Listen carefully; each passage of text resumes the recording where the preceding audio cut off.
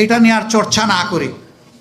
এখন জাতি হিসাবে ঐক্যবদ্ধভাবে সামনে কিভাবে আমরা আগাবো, আমরা সেই রোডম্যাপ তৈরি করি সবাই মিলে। এখানে জাতির সকল স্তম্ভের হাতগুলোকে জাতীয় স্বার্থে এক জায়গায় আসতেই হবে।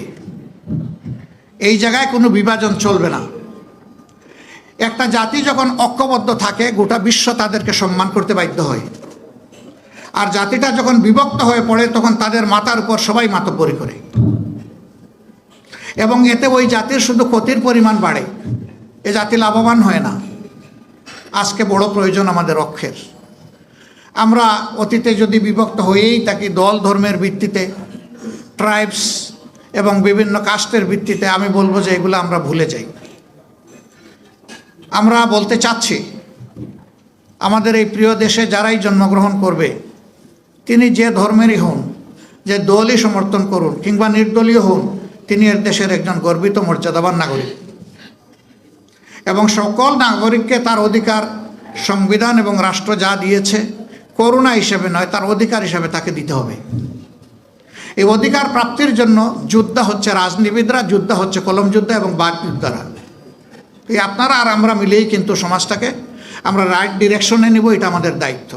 অনেকে বলেছেন আপনারা মাফ করে দিচ্ছেন কেন, তাহলে যারা পারপিট্রেটর তারা তো তাদের পাওনাটা পেল না। আপনি কোনটা চাচ্ছেন মানুষের জন্যে? আপনি কি তার ধ্বংস চাচ্ছেন না তার সংশোধন চাচ্ছেন? যদি ধ্বংস চান, তাকে নিয়ে যান যেখানে ইচ্ছা, আপনি টেনে নিয়ে যান। আর তার যদি আপনি সংশোধন চান এবং একটা সংশোধিত হাত হিসাবে তিনিও সমাজে কোনো অবদান রাখুন, সেটা যদি চান, তাহলে তাকে সংশোধনের জন্য জায়গাটা তৈরি করে দিতে হবে। ওই জায়গায় হিংসার কোনো জায়গা নেই, এখানে উদারতার প্রশ্ন। তবে আমরা বলেছি, হ্যাঁ, কোনো ভিকটিম কিংবা ভিকটিম ফ্যামিলি তারা যদি সুনির্দিষ্ট অপরাধের প্রতিকার চেয়ে আইনের আশ্রয় নেয়, আমরা তাদেরকেও সাহায্য করব, এটা আমাদের দায়িত্ব। কিন্তু দল হিসাবে আমাদের উপরে যা করা হয়েছে, এই জুলুম শব্দ বলতেও আমার কষ্ট লাগে, যা করা হয়েছে আমরা আল্লাহর রাস্তায় তা ক্ষমা করে দিলাম।